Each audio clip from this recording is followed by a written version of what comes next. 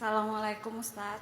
Waalaikumsalam warahmatullahi wabarakatuh. Dengan kakak siapa? Nama saya Naila. Saya dari Trenggalek. Jadi saya pasien gagal ginjal kronis. Sudah 14 tahun cuci darah. Terus 2 tahun yang lalu sempat mengalami ada tumor paratiroid yang menyebabkan patah tulang kaki kanan dan kiri sehingga harus ganti sendi. Pertanyaan saya Ustadz, bagaimana cara menyikapi perasaan insecure seperti ini?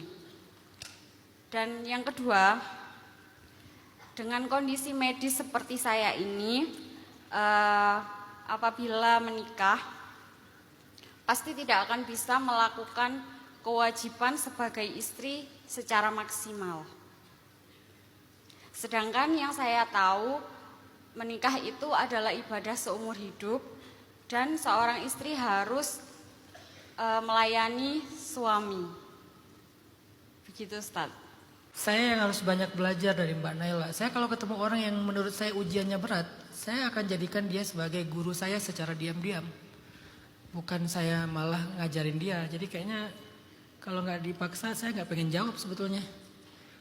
Saya justru mendengar pertanyaan Mbak Naila itu jadi belajar. Masya Allah, Mbak Naila itu adalah seorang yang mulia, istimewa, dilihat dari ujiannya yang berat. Karena semakin mulia seseorang, semakin berat ujiannya. Saya nggak ada apa-apanya dibandingkan Mbak Naila.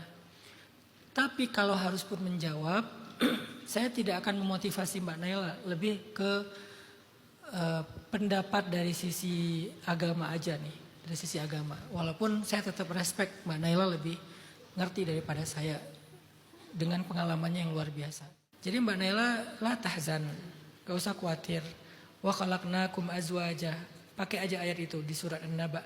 Kami ciptakan kalian berpasang-pasangan. Itu janji Allah. Bagaimana, kapan, di mana, siapa, itu rahasia Allah. Kita tidak perlu cari tahu rahasianya, tapi kita pegang janjinya. Dan Allah la yukhliful mi'ad, nggak pernah ingkar janji. Insya Allah Mbak Naila akan dipertemukan dengan dia. Saya nggak bisa ngomong lebih dari itu. Semoga Allah wujudkan kepada Mbak Naila keajaiban-keajaiban. Allahu a'lam.